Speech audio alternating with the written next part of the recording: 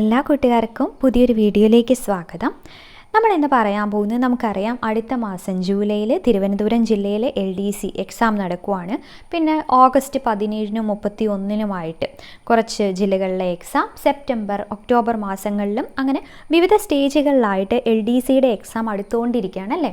പിന്നെ ഒരു മാസമേ ഉള്ളൂ. തിരുവനന്തപുരം നോക്കിക്കഴിഞ്ഞ് കഴിഞ്ഞാൽ ജസ്റ്റ് 1 മന്തേ ഉള്ളൂ നമുക്ക്. അപ്പോൾ ഈ സമയത്ത്, അതായത് എക്സാം അടുത്തുകൊണ്ടിരിക്കുന്ന ഈ സമയങ്ങളിൽ പഠിച്ച് തീരാത്തവരുണ്ടായിരിക്കും, അല്ലെങ്കിൽ ഇപ്പോഴും എന്തൊക്കെയാണ് ഇനി എന്തൊക്കെയോ നോക്കാനുണ്ട് എന്ന് ഇതായിട്ടിരിക്കുന്നവരുണ്ടാവും അല്ലേ. അപ്പോൾ അവർക്കൊക്കെ വേണ്ടിയിട്ടുള്ളൊരു വീഡിയോയാണ്. ഇനിയുള്ള ദിവസങ്ങളിൽ എന്തൊക്കെ കാര്യങ്ങൾ ശ്രദ്ധിക്കണം എന്നുള്ളതാണ് ഈ വീഡിയോയിലൂടെ പറയാൻ ഉദ്ദേശിക്കുന്നത്. അപ്പോൾ നമ്മുടെ സിലബസ് നോക്കി തന്നെ എങ്ങനെയൊക്കെയാണ് ഇനിയുള്ള ദിവസങ്ങൾ പ്രൊഡക്റ്റീവായിട്ട് യൂസ് ചെയ്യേണ്ടത് എന്നുള്ളതാണ് പറയുന്നത് കേട്ടോ.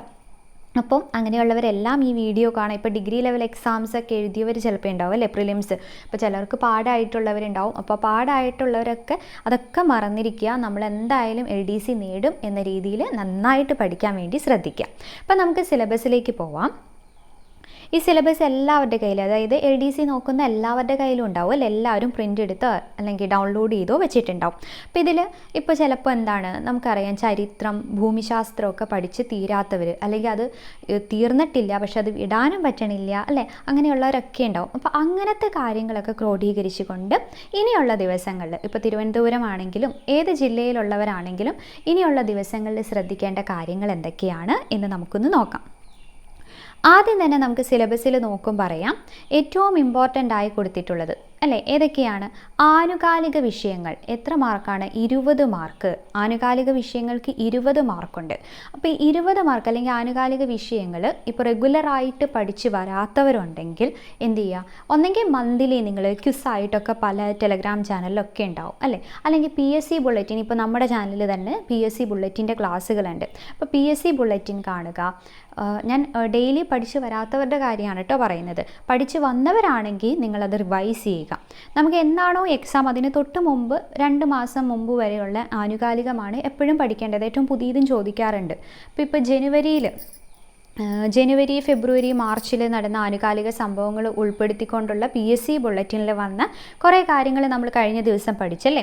അതായത് കേരളമായി റിലേറ്റ് ചെയ്തിട്ട്, ഇന്ത്യയായി റിലേറ്റ് ചെയ്തിട്ടുള്ളത് PSC ബുള്ളറ്റിനിൽ തന്നെ വന്ന ക്വസ്റ്റ്യൻസ്. അത് നിങ്ങൾക്ക് കഴിഞ്ഞ ദിവസം നടന്ന എക്സാമിൽ എടുത്ത് നോക്കിയാൽ അറിയാം, ആ ക്വസ്റ്റ്യൻസ് വന്നിട്ടുണ്ട്. അപ്പോൾ ആ ഒരു PSC ബുള്ളറ്റിൻ്റെ ആ കാര്യങ്ങളൊന്നും നിങ്ങൾ വിട്ടുകളയരുത്. അതിൻ്റെ നമ്മൾ ക്ലാസ് ഓൾറെഡി ചെയ്തിട്ടുണ്ട്, ഇനിയും ചെയ്യാനുമുണ്ട്. അത് നമ്മൾ വരും ദിവസങ്ങളിൽ ചെയ്യുന്നതുമാണ്. അപ്പോൾ ആ ആനുകാലികം എന്നുള്ളത് അത് വിട്ടുകളയരുത്. പിന്നെ ചെയ്യേണ്ടത് എന്താണ്, ഓരോ മാസത്തെയും ഇപ്പോൾ ഒരു പോളായിട്ടോ, ടെലഗ്രാമിലെ പോളായിട്ടോ അല്ലെങ്കിൽ വീഡിയോ ആയിട്ടോ എങ്ങനെയാണോ നിങ്ങൾക്കത് പഠിക്കാൻ പറ്റുന്നത് ആ രീതിയിൽ പഠിക്കാം. പിന്നെ ഇമ്പോർട്ടൻ്റ് ആയി നമ്മൾ നോക്കേണ്ടതാണ് ഓരോ പ്രൈസസ്. കേരളമായിട്ട് റിലേറ്റ് ചെയ്ത ലിറ്ററേച്ചർ പ്രൈസസ് നോക്കണം. സാഹിത്യമായി റിലേറ്റ് ചെയ്തത് എഴുത്തച്ഛൻ പുരസ്കാരം, പിന്നെ അതുപോലെ തന്നെ നോബൽ പ്രൈസുകൾ, പിന്നെ വെന്യൂസ് ഒക്കെ ഉണ്ടല്ലോ 2023, 24 അങ്ങനെയുള്ള ഓരോ വെന്യൂസ്. ഇപ്പോൾ G20, G7 അങ്ങനെ പലതും ഉണ്ടാവും. അപ്പോൾ അതിൻ്റെയൊക്കെ ഓരോ വെന്യൂസ് നോക്കാം. പിന്നെ ഏറ്റവും പുതിയ നമുക്ക് അപ്ഡേറ്റ് ആയിട്ടിരിക്കാൻ പാകത്തിനുള്ള കുറച്ച് മന്ത്രിമാർ അല്ലെങ്കിൽ കുറച്ച് സ്ഥാനങ്ങളിലുള്ളവർ, അങ്ങനെയൊക്കെ ഉള്ള കാര്യങ്ങൾ അതൊക്കെ എങ്ങനെ നമ്മൾ കണ്ടുപിടിക്കും? പ്രീവിയസ് ഇയർ ക്വസ്റ്റ്യൻസിലൂടെ കൂടുതൽ നമുക്ക് അറിയാൻ പറ്റും അല്ലേ, എങ്ങനത്തെയൊക്കെയാണ് ചോദിക്കുന്നത് എന്നുള്ളത്. അപ്പോൾ ആനുകാലികം എന്ന് പറയുന്നത് 20 മാർക്കാണ്. അത്രത്തോളം ഇമ്പോർട്ടൻ്റ് ആയിട്ടുള്ള കാര്യവുമാണ്. ഇപ്പോൾ എന്തായാലും ഇപ്പോൾ ഒരു മാസം, തിരുവനന്തപുരം ജില്ലയ്ക്കാണെങ്കിൽ ഒരു മാസമുണ്ട്. ആ ഒരു മാസത്തിൽ നിങ്ങൾ കുറച്ച് സമയം ആനുകാലികത്തിന് വേണ്ടിയിട്ട് മാറ്റി വയ്ക്കുക. വേറെ ഒന്നും വായിച്ച് പഠിക്കാൻ പറ്റിയില്ലെങ്കിൽ ടെലഗ്രാമിൽ പോൾ എന്ന രീതിയിലോ അല്ലെങ്കിൽ വീഡിയോ ക്ലാസ്സുകൾ, യൂട്യൂബിലിടുന്ന ക്ലാസ്സുകൾ അത് നിങ്ങൾ കേൾക്കാനും ശ്രദ്ധിക്കുക. ഇനി അപ് ടു ഡേറ്റ് ആയിട്ട് CA അതായത് കറണ്ട് അഫയേഴ്സ് പഠിച്ചുകൊണ്ടിരിക്കുന്നവരാണെങ്കിൽ അവരത് റിവൈസ് ചെയ്യാനും മറക്കരുത്. കാരണം നമ്മൾ റിവൈസ് ചെയ്തില്ലെങ്കിൽ എക്സാം ഹാളിലിരിക്കുമ്പോൾ ആകെ കൺഫ്യൂഷൻ ആവും. പിന്നെ ഇപ്പം ഞാൻ പറഞ്ഞ പോലെ നോബൽ പ്രൈസ് കാര്യങ്ങളൊക്കെ അതൊക്കെ തന്നെ എടുത്ത് പഠിക്കാനും ശ്രദ്ധിക്കുക. ഓക്കെ, ആനുകാലിക കഴിഞ്ഞ് കഴിഞ്ഞാൽ പിന്നെ നമുക്ക് ഇമ്പോർട്ടൻ്റ് ആയിട്ടുള്ള 3 എണ്ണം ഉണ്ട്. ഏതൊക്കെയാണ്? ഒരെണ്ണം ലഘുഗണിതവും മാനസിക ശേഷിയും നിരീക്ഷണ പാഠവും പരിശോധനയും, സിമ്പിൾ മാത്സും പിന്നെ മെൻ്റൽ എബിലിറ്റിയുമാണ് വരുന്നത്. അത് 10 മാർക്കാണ്. നമുക്കറിയാം LDC നിലവാരത്തിലുള്ള ക്വസ്റ്റ്യൻസ് ഒക്കെ എങ്ങനെയായിരിക്കും എന്നുള്ളത് നമുക്ക് ഓൾറെഡി അറിയാം അല്ലേ. എക്സാം എഴുതിക്കൊണ്ടിരിക്കുന്നവരാണെങ്കിൽ അറിയാം. ഇനി ആദ്യമായിട്ട് എക്സാം എഴുതുന്നവരാണെങ്കിൽ നിങ്ങൾ എന്തായാലും ഒരു പ്രീവിയസ് ഇയർ ക്വസ്റ്റ്യൻ എങ്കിലും ചെയ്ത് നോക്കിയിട്ടുണ്ടാവും. അതിൽ നിന്ന് നമുക്ക് മനസ്സിലാവും LDC നിലവാരത്തിലുള്ള ക്വസ്റ്റ്യൻസ് എങ്ങനെയാണ് എന്നാലും ഇവിടെ ശ്രദ്ധിക്കേണ്ട കുറച്ച് കാര്യങ്ങളുണ്ട്. എന്തൊക്കെയാണ്? ഇപ്പോഴത്തെ PSCയുടെ ട്രെൻഡ് അനുസരിച്ച്, പിന്നെ നമുക്കറിയാം ഈ LDC എന്ന് പറയുന്ന ഒറ്റ എക്സാമേ ഉള്ളൂ. അപ്പോൾ കുറച്ചും കൂടി ഡീറ്റെയിൽ ആയിട്ട്, അല്ലെങ്കിൽ കുറേ സമയം മാറ്റി വെക്കണമെന്നല്ല, പക്ഷേ ഈ 10 മാർക്കിൽ ഒരു 8-9 മാർക്കെങ്കിലും നമ്മൾ സ്കോർ ചെയ്യാൻ പാകത്തിന് നമ്മൾ തയ്യാറായിട്ടിരിക്കണം. അപ്പോൾ PSC എപ്പോഴും ചോദിക്കുന്ന കാര്യങ്ങൾ എന്തൊക്കെയാണ്, ഈ മാത്സായി റിലേറ്റ് ചെയ്ത് ചോദിക്കുന്നത് എന്തൊക്കെയാണ് എന്നുള്ളത് നമ്മൾ കണ്ടുപിടിക്കുകയും വേണം. പിന്നെ ഇംഗ്ലീഷും മലയാളവും നമുക്ക് എന്ത് ചെയ്യാം, പ്രീവിയസ് ഇയർ ക്വസ്റ്റ്യൻസ് തന്നെ പഠിച്ച് കുറേ കാര്യങ്ങൾ നേടാൻ വേണ്ടി പറ്റും അല്ലേ. കുറേ കാര്യങ്ങൾ അങ്ങനെ തന്നെ പ്രീവിയസ് ഇയറിൽ നിന്ന് പഠിച്ച് ആ ക്വസ്റ്റ്യൻസ് പഠിച്ച് നമുക്ക് ആ ടോപ്പിക്കും പഠിച്ചെടുക്കാൻ വേണ്ടി സാധിക്കും. അപ്പോൾ ഈ 4 വിഷയങ്ങൾ, അതായത് ആനുകാലിക വിഷയങ്ങൾ, പിന്നെ maths and mental ability, English, Malayalam, ഈ 4 എണ്ണത്തിനും കൂടി എത്ര മാർക്കാണ്? 50 മാർക്കാണ് നമുക്ക് തരുന്നത്. ഈ 4 എണ്ണത്തിനും കൂടി നമുക്ക് 50 മാർക്കുണ്ട്. അപ്പോൾ ഈ 4 എണ്ണം ഏറ്റവും കൂടുതൽ വെയിറ്റേജ് കൊടുത്ത് പഠിക്കുക. എല്ലാ ദിവസവും ഈ 4 എണ്ണം, ഇനിയുള്ള എല്ലാ ദിവസവും ഇതെന്തായാലും ഈ 4 എണ്ണം എന്തായാലും ഉൾപ്പെടുത്തിയിരിക്കണം നിങ്ങളുടെ ടൈം ടേബിളിൽ. ഓക്കെ, ഇനി നമ്മൾ പോകുന്നത് ഈ 4 എണ്ണത്തിൽ ഇമ്പോർട്ടൻ്റ് ആയത് ഏതൊക്കെയാണ് എന്ന് നമുക്കൊന്ന് നോക്കാം. ഓൾറെഡി എല്ലാവരും പഠിച്ചതായിരിക്കും. ആനുകാലിക വിഷയങ്ങൾ അങ്ങനെ മാത്രമേ കൊടുത്തിട്ടുള്ളൂ, 20 മാർക്ക് നോക്കാം. പിന്നെ ലഘുഗണിതം, മാത്സ് ആൻഡ് മെൻ്റൽ എബിലിറ്റിയിൽ ഇവിടെ പറഞ്ഞിരിക്കുന്നതിൽ ചോദിക്കാറുള്ളത് എന്തൊക്കെയാണ്? എല്ലാ തരത്തിലും നമുക്ക് അറിയുമ്പോൾ 5 മാർക്കാണ് ഇതിന് വന്നിട്ടുള്ളത്. അതായത് സിമ്പിൾ മാത്സിന് 5 മാർക്ക്, 12 ടോപ്പിക്ക് ഇവിടെ കൊടുത്തിട്ടുണ്ട്. മെൻ്റൽ എബിലിറ്റിയിലും 5 മാർക്ക്. എത്ര ടോപ്പിക് ഉണ്ട്?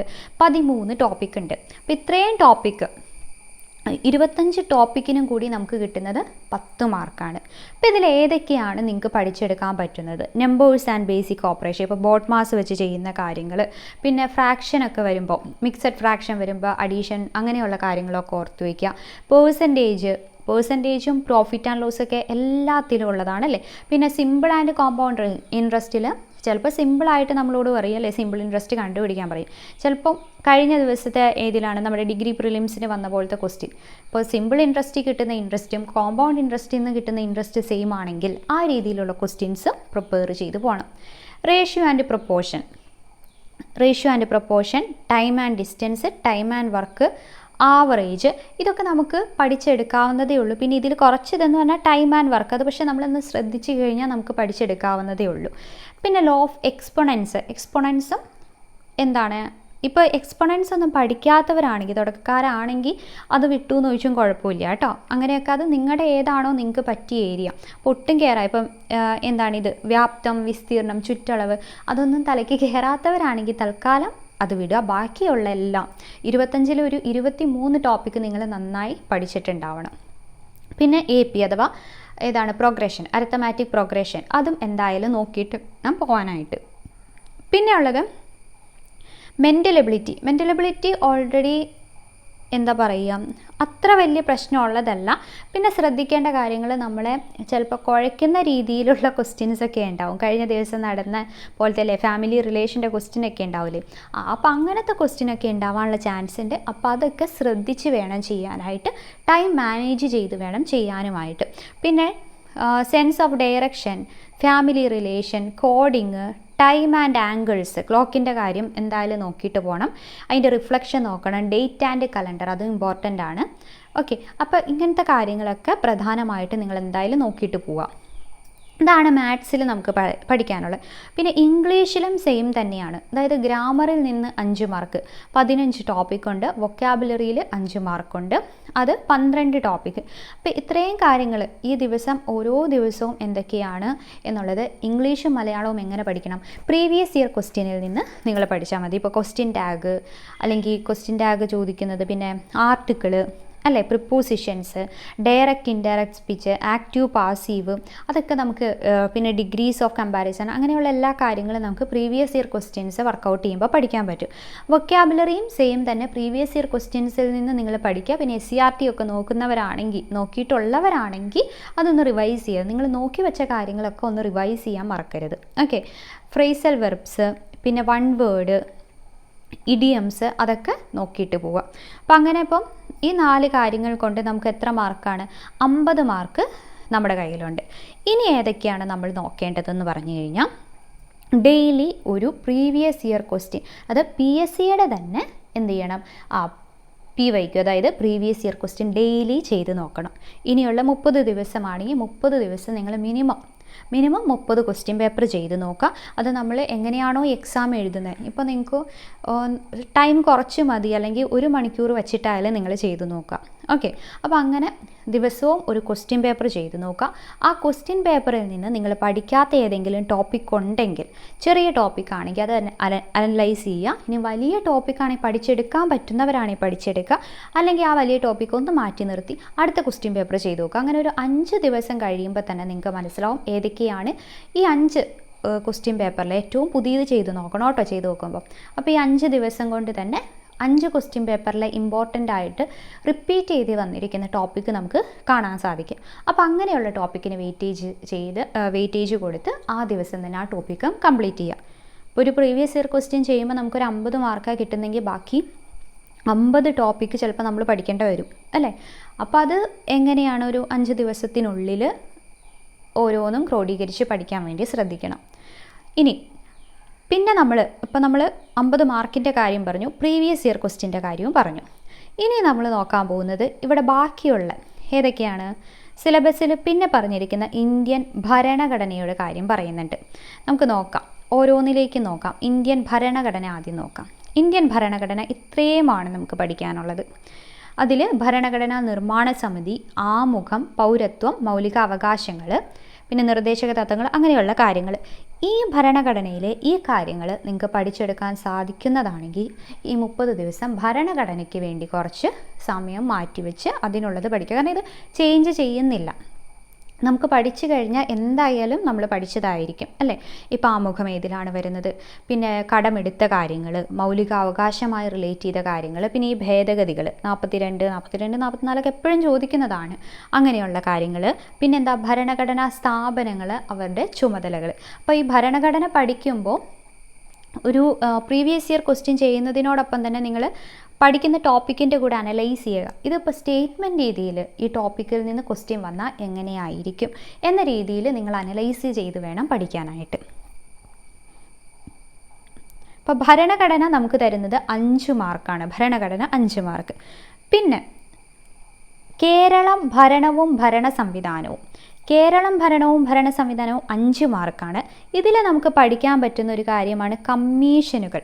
എല്ലാം നമുക്കിപ്പോൾ പഠിച്ചില്ലെങ്കിലും കുറച്ച് കാര്യങ്ങൾ എന്തൊക്കെ നോക്കാം. കമ്മീഷനായിട്ട് റിലേറ്റ് ചെയ്തിട്ട് അല്ലേ, പലതരം കമ്മീഷൻസ് നമുക്കറിയാം. അപ്പോൾ അങ്ങനെയുള്ള കാര്യങ്ങൾ നമ്മൾ ഓൾറെഡി പഠിച്ചിട്ടുള്ളതായിരിക്കും.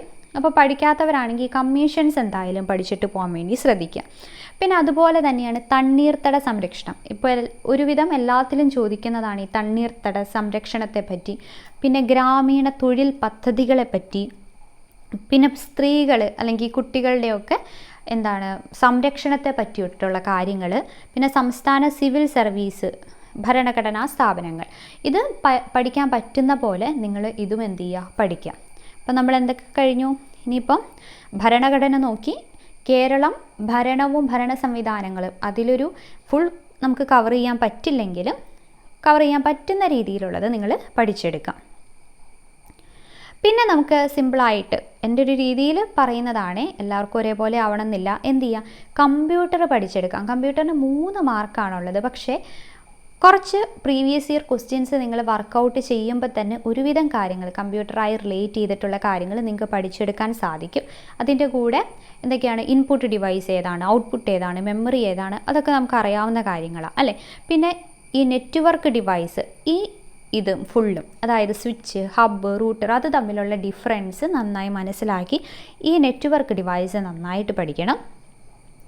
പിന്നെ നമ്മളോട് കൂടുതൽ എന്താണ് ചോദിക്കാറുള്ളത്, ഈ സെർച്ച് എൻജിൻ അതിൻ്റെ കാര്യങ്ങൾ അല്ലേ, വെബ് പോർട്ടൽ, സെർച്ച് എൻജിൻ, അതൊക്കെ പഠിക്കണം. പിന്നെയുള്ളത് ഇത് ക്രൈംസ്, ഹാക്കിങ്, സ്പാമിങ്, അങ്ങനെയുള്ള ഫിഷിങ്, അങ്ങനെയുള്ള കാര്യങ്ങൾ അതിപ്പോൾ എത്രണ്ണം ഉണ്ടോ അത് ഡിഫറൻഷ്യേറ്റ് ചെയ്ത് പഠിക്കുക.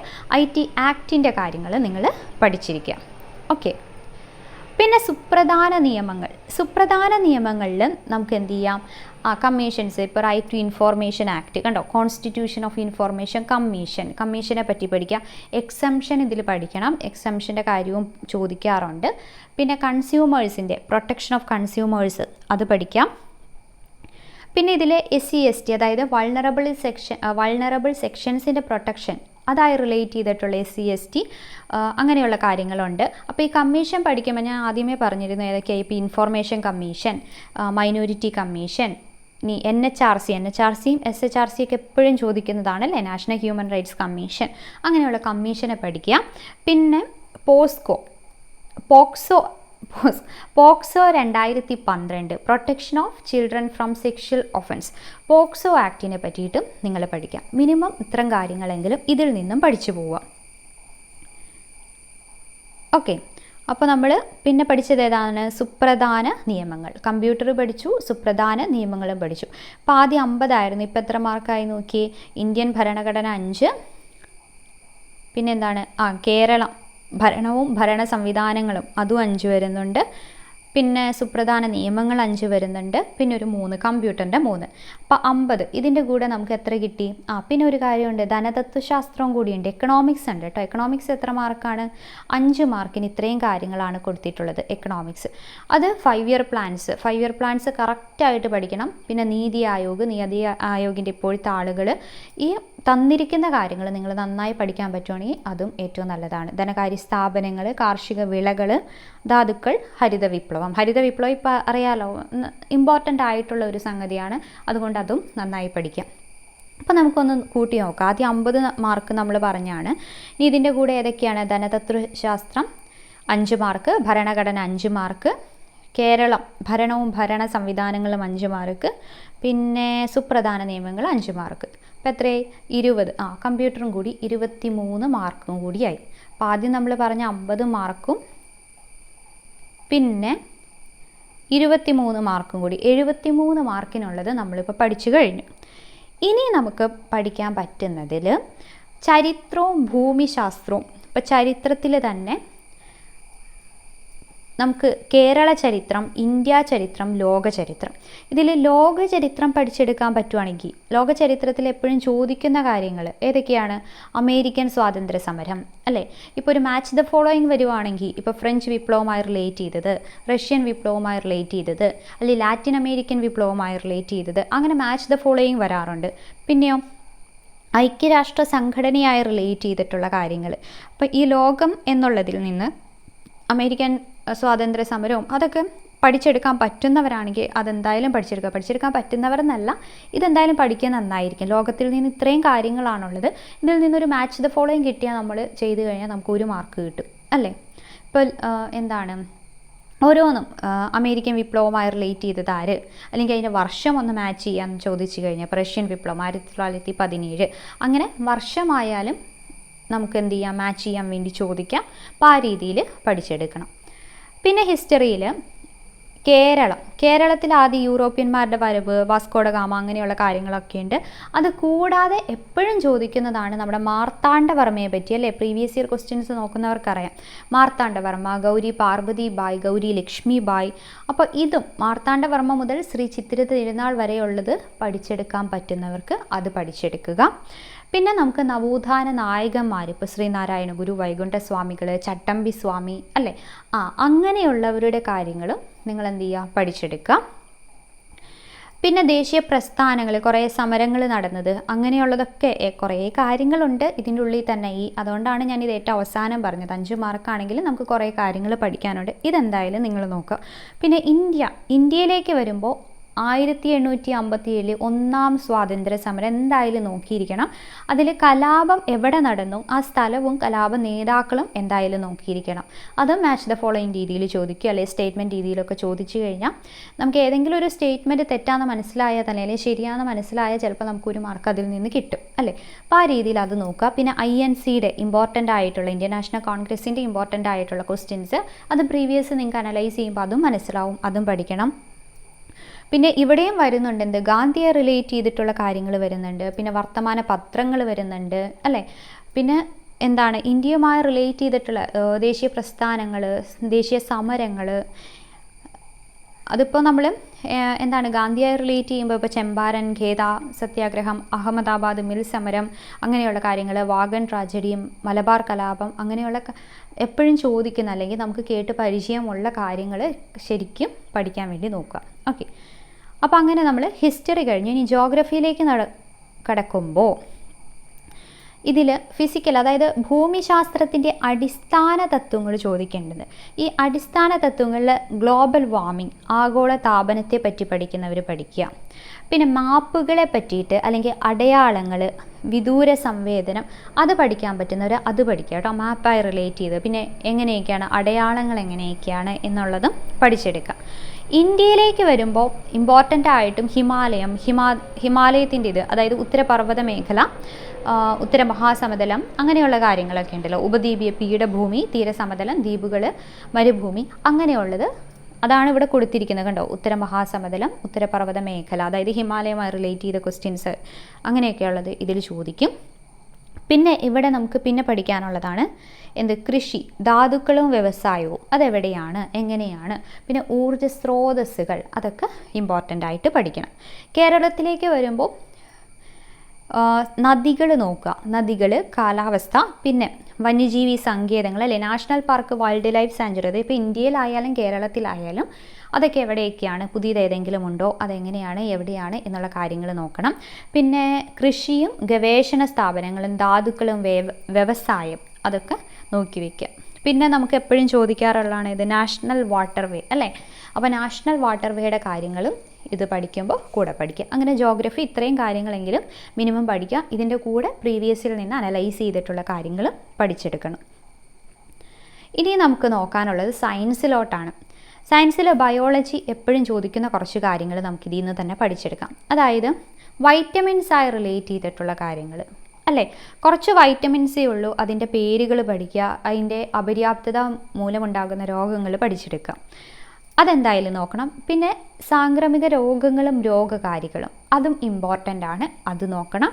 പിന്നെ കേരളത്തിലെ ആരോഗ്യക്ഷേമ പ്രവർത്തനം, ഈ ആരോഗ്യക്ഷേമ പ്രവർത്തനങ്ങൾ നമുക്ക് ഓൾറെഡി ഇപ്പം ഞാൻ നേരത്തെ പറഞ്ഞ പോലെ നമ്മുടെ PSC ബുള്ളറ്റിൻ്റെ ക്ലാസ്സുകളൊക്കെ നിങ്ങൾ കേൾക്കുക, നമ്മുടെ ചാനലിൽ ഇട്ടിട്ടുണ്ട്. അപ്പോൾ അങ്ങനത്തെ ക്ലാസ്സുകളിൽ നിന്ന് കുറേ പദ്ധതികളെ പറ്റിയിട്ടൊക്കെ നിങ്ങൾക്ക് കിട്ടും. പിന്നെ കറണ്ട് അഫയേഴ്സായി റിലേറ്റ് ചെയ്തത് കിട്ടും.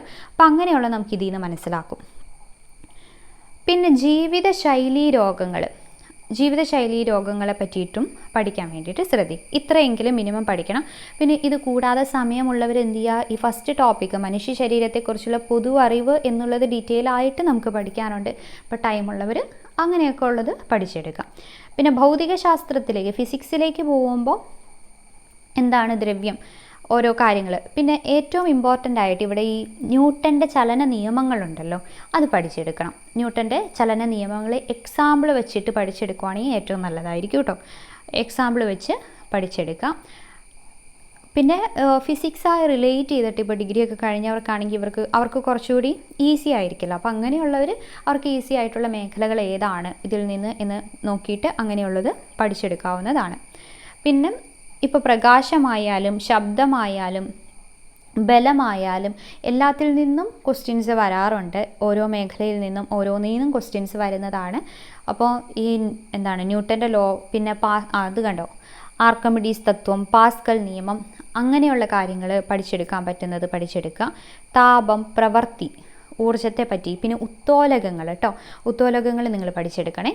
ഓക്കെ. പിന്നെ കെമിസ്ട്രിയിലേക്ക് വരുമ്പോഴോ ആറ്റത്തിൻ്റെ പല മോഡൽസ്, അതാരായിട്ട് റിലേറ്റ് ചെയ്തിരിക്കുന്നു, അങ്ങനെയുള്ള കാര്യങ്ങൾ പഠിക്കണം.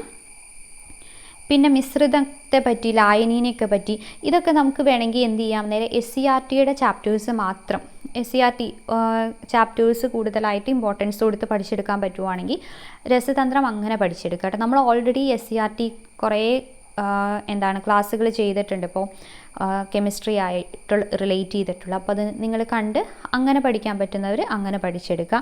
ലോഹസങ്കരങ്ങൾ ഇമ്പോർട്ടൻ്റ് ആണ്. ഇനി പീരിയോഡിക് ടേബിളായി റിലേറ്റ് ചെയ്തിട്ടുള്ള ലോഹങ്ങളും അലോഹങ്ങളും അതൊക്കെ ഇമ്പോർട്ടൻ്റ് ആണ്. അപ്പോൾ ഇതിൽ നിന്നും നിങ്ങൾക്ക് പറ്റുന്നത്ര കാര്യങ്ങൾ പഠിച്ചെടുക്കുക. കാരണം 3 മാർക്കാണ്, കുറേ ടൈം ഇതിന് വേണ്ടി ഇൻവെസ്റ്റ് ചെയ്യരുത്. ആദ്യം പറഞ്ഞ 50 മാർക്കിനുള്ളത് നമ്മൾ പഠിച്ചിട്ട് വേണം ഈ കാര്യങ്ങൾ പഠിക്കാനായിട്ട്. പിന്നെ വരുന്നതാണ് കലാ, കായികം, സാഹിത്യം, സംസ്കാരം, 5 മാർക്ക്. ഇത് നമുക്ക് ഈ ടോപ്പിക്കിൽ നിന്നും അതോടൊപ്പം തന്നെ കറണ്ട് അഫയേഴ്സായി റിലേറ്റ് ചെയ്ത് 2 രീതിയിൽ നമുക്ക് പഠിക്കാവുന്നതാണ് അല്ലേ. ഇപ്പോൾ കലയിൽ നിന്ന് ഇപ്പോൾ യുനെസ്കോ അംഗീകരിച്ചത്, അങ്ങനെയുള്ള കാര്യങ്ങൾ ചോദിക്കാറുണ്ട് എപ്പോഴും അല്ലേ. പിന്നെ ഇന്ന വ്യക്തി ഏത് കലയുമായി റിലേറ്റ് ചെയ്തിരിക്കുന്നു, അല്ലെങ്കിൽ ഇന്ന സ്ഥാപനം എവിടെ സ്ഥിതി ചെയ്യുന്നു, അപ്പോൾ അതൊക്കെ ഈ കലയുമായി റിലേറ്റ് ചെയ്ത് അത് കുറേ ഉണ്ട് പഠിക്കാൻ. അതും പറ്റുന്ന പോലെ പഠിച്ചെടുക്കുക. പിന്നെ കായികം നോക്കുമ്പോൾ എപ്പോഴും കറണ്ട് അഫയേഴ്സ് റിലേറ്റ് ചെയ്തിട്ട് ഏതെങ്കിലും വ്യക്തികളുണ്ടോ, ആ വ്യക്തിക്ക് പണ്ടിപ്പോൾ ആ വ്യക്തി പണ്ട് ഒളിമ്പിക്സിലുണ്ടായിരുന്നോ അല്ലെങ്കിൽ വേറെ എന്തെങ്കിലും ഇത് കിട്ടിയിട്ടുണ്ടോ, അങ്ങനെ. പിന്നെ കായിക ഇനങ്ങൾ, അത് പങ്കെടുക്കുന്ന കളിക്കാരുടെ എണ്ണം, അതൊക്കെ കുറച്ചല്ലേ ഉള്ളൂ, നമുക്ക് പഠിച്ചെടുക്കാവുന്നതേ ഉള്ളൂ. ഇതൊക്കെ എന്തായാലും പഠിക്കാം. കായിക ഇനങ്ങൾ, പങ്കെടുക്കുന്ന കളിക്കാരുടെ എണ്ണം. പിന്നെ ട്രോഫികൾ ഇമ്പോർട്ടൻ്റ് ആണ്. ട്രോഫി, കായിക ഇനവും അതിന് കിട്ടുന്ന ട്രോഫി ഏതൊക്കെയാണ്. പിന്നെ ഏറ്റവും പുതിയ അവാർഡ് ജേതാക്കൾ ആരൊക്കെയാണ്, അർജുന അവാർഡ് കിട്ടിയത് ആർക്കാണ്, ഖേൽരത്ന കിട്ടിയത് ആർക്കാണ്, ധ്യാൻചന്ദ്, അങ്ങനെയുള്ള കാര്യങ്ങൾ പഠിച്ചെടുക്കുക. പിന്നെ ഒളിമ്പിക്സിൻ്റെ വെന്യൂസ് പഠിക്കണം. ഒളിമ്പിക്സ് പിന്നെ ഏതെങ്കിലും വ്യക്തികൾ ഇപ്പം മരണപ്പെടുകയോ അല്ലെങ്കിൽ എന്തെങ്കിലും കിട്ടിയിട്ടുള്ളതൊക്കെ ചെയ്യുവാണെങ്കിൽ അവർ ഒളിമ്പിക്സായി റിലേറ്റ് ചെയ്തിട്ടുണ്ടെങ്കിൽ അങ്ങനെയുള്ള കാര്യങ്ങളും പഠിച്ചെടുക്കണം. പിന്നെ ഓരോ വേദികൾ, നമ്മൾ ആദ്യം പറഞ്ഞ പോലെ ഏഷ്യൻ ഗെയിംസ്, അങ്ങനെയുള്ള കോമൺവെൽത്ത് ഗെയിംസിൻ്റെയൊക്കെ വേദികൾ പഠിച്ചെടുക്കണം. ഓക്കെ. പിന്നെ ദേശീയ കായിക ഇനങ്ങൾ, ഓരോ രാജ്യത്തിൻ്റെയും ദേശീയ കായിക ഇനം ഏതാണ്, അത് നമുക്ക് പഠിച്ചെടുക്കാവുന്നതേ ഉള്ളൂ. സാഹിത്യത്തിലേക്ക് വരുവാണെങ്കിൽ തൂലികാനാമം, അപരനാമം, തൂലികാനാമം, കഥാപാത്രങ്ങൾ, കൃതികൾ. അപരനാമം, തൂലികാനാമമൊക്കെ എപ്പോഴും ചോദിക്കുന്നതാണ്. കഥാപാത്രങ്ങളും കൃതികളും നമ്മുടെ റാങ്ക് ഫയലൊക്കെ നോക്കിയിട്ടോ അങ്ങനെയൊക്കെ നിങ്ങൾ പഠിക്കാൻ വേണ്ടിയിട്ട് ശ്രദ്ധിക്കാം. പിന്നെ ഇപ്പം നമ്മൾ കറണ്ട് അഫയേഴ്സിന് പറഞ്ഞ പോലെ തന്നെ ഇതിലും അവാർഡുകൾ, മലയാള സാഹിത്യ അവാർഡ്, എഴുത്തുകാർ, കൃതികൾ, അത് പഠിക്കണം. ജ്ഞാനപീഠം നേടിയ മലയാളികളുടെ കാര്യവും പഠിച്ചെടുക്കുക. ഇനി സംസ്കാരത്തിലേക്ക് വരുമ്പോൾ ആഘോഷങ്ങൾ, കേരളത്തിലെ പ്രധാന ആഘോഷങ്ങൾ, അതായി റിലേറ്റ് ചെയ്ത സ്ഥലങ്ങളുടെ കാര്യങ്ങൾ പറയുന്നുണ്ട്. പിന്നെ സാംസ്കാരിക നായകർ, അവരുടെ സംഭാവന നമ്മൾ ഓൾറെഡി പറഞ്ഞിട്ടുണ്ടായിരുന്നല്ലേ. അപ്പോൾ അത് ഇവിടെയും കൂടി നമുക്ക് പഠിക്കാം. അപ്പോൾ ഇത്രയുമാണ് നമുക്ക് ഈ സിലബസിലുള്ളത്. ഒരു അരമണിക്കൂറായും തോന്നുന്നു ഞാനിപ്പോൾ പറഞ്ഞിട്ട്. പക്ഷേ നിങ്ങൾക്ക് മനസ്സിലായി കാണുമല്ലോ എന്തൊക്കെയാണ്, ഇപ്പോൾ എങ്ങനെയൊക്കെയാണ് എന്നുള്ളൊരു ഐഡിയ കിട്ടി. അപ്പോൾ എന്തായാലും ഒരു പ്രീവിയസ് ഇയർ ക്വസ്റ്റ്യൻ ഡെയിലി ചെയ്ത് നോക്കണം.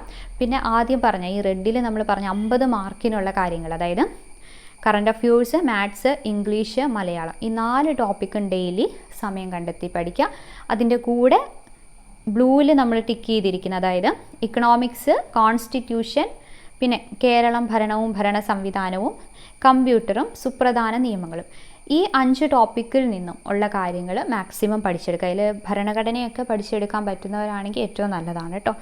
അത് കഴിഞ്ഞിട്ട് ബാക്കിയുള്ളതിൽ ഇമ്പോർട്ടൻ്റ് ആയിട്ട് നിങ്ങൾക്ക് പഠിക്കാൻ പറ്റുന്ന കാര്യങ്ങൾ ബാക്കിയുള്ളതിലും പഠിക്കുക. ബാക്കി നമ്മൾ പറഞ്ഞത് ഏതൊക്കെയായിരുന്നു? ചരിത്രം, ഭൂമിശാസ്ത്രം, പിന്നെ സയൻസിൽ ബയോളജിയുടെ കാര്യങ്ങൾ എല്ലാത്തിലും ഇമ്പോർട്ടൻ്റ് ആയത് പറഞ്ഞിട്ടുണ്ട്. അപ്പോൾ ആ രീതിയിൽ അതും പഠിച്ചെടുക്കുക. ഓക്കെ ആണല്ലോ. അപ്പോൾ ഇത്രയും കാര്യങ്ങൾ നിങ്ങൾ ശ്രദ്ധിക്കുക. ഇപ്പോൾ നന്നായി തന്നെ പഠിച്ചെടുക്കാൻ വേണ്ടി ശ്രദ്ധിക്കുക. കുറച്ച് ദിവസമേ ഉള്ളൂ. പ്രീവിയസ് ഇയർ ക്വസ്റ്റ്യൻ വിട്ട് കളയരുത്. ഇംഗ്ലീഷും മലയാളവും അതിൽ നിന്ന് തന്നെ പഠിക്കാനും ശ്രദ്ധിക്കണം. അപ്പോൾ ഈ വീഡിയോ എല്ലാവർക്കും ഉപകാരപ്പെട്ടു എന്ന് വിശ്വസിക്കുന്നു. നിങ്ങളുടെ അഭിപ്രായങ്ങൾ താഴെ കമൻറ്റിലൂടെ രേഖപ്പെടുത്താം. നമ്മുടെ ക്ലാസ് ഇതുവരെ കാണാത്തവരാണെങ്കിൽ തീർച്ചയായും ക്ലാസ്സൊക്കെ ഒന്ന് കണ്ടു നോക്കുക കേട്ടോ. ചാനൽ സബ്സ്ക്രൈബ് ചെയ്യാത്തവരുണ്ടെങ്കിൽ സബ്സ്ക്രൈബ് ചെയ്യുക.